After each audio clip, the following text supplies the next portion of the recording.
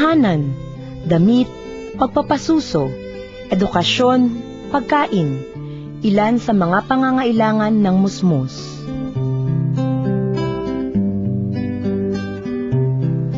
Paglalaro, kalusugan, kaligtasan, paninirahan sa isang mapayapang komunidad, ilan sa mga karapatan ng bata.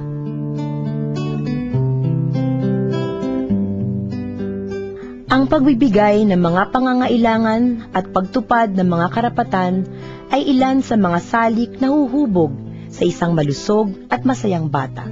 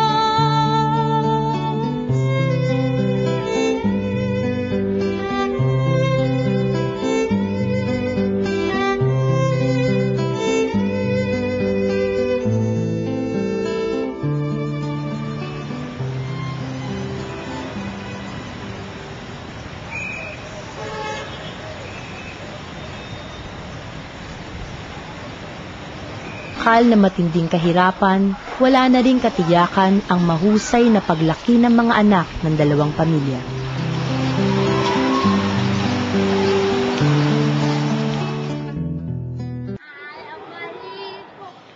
Sa lubos na pagmamahal sa mga bata, ay hindi rin napipipi ng kahirapan ang mga payak na pangarap. Gusto ko sa anak ko paglaki. Yung isa kumuha ng kursungan. Yung isa puliswoman. Anak ko stiwade. Stiwade. Pagsasaayos ng pagkatao ng isang Pilipino na dapat simulan sa pagkabata.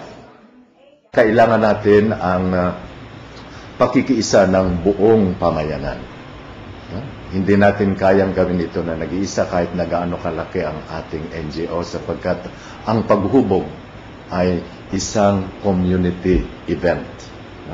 Kaya dapat ito kasama natin una-una ang mga nasa pamahalaan sapagkat sila yung merong mandate ng ating mga mamamayan, ng ating constitution, ng pinirmahan nating kasunduan sa United Nations para sa karapatan ng mga bata na mangalaga sa mga pangangailangan ito ng mga kabataan. At meron silang pondo, dapat meron silang pondo na dapat gamitin dito. At pangalawa, ang mga simbahan. Lalong-lalo na sapagkat ating sinasabi na bilang mga simbahan, ang kauna-unahan natin, ang pinakamahalaga nating obligasyon ay ang paghubog sa pagkatao.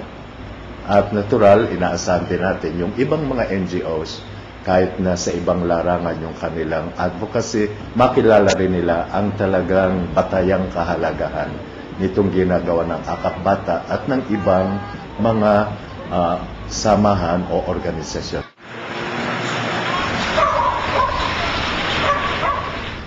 Ang anumang pagsisikap para sa isang maunlad, payapa at sustenabling hinaharap ng bansa ay dapat nakasandig sa pangangalaga ng karapatan at kapakanan ng mga bata sa kasalukuyan.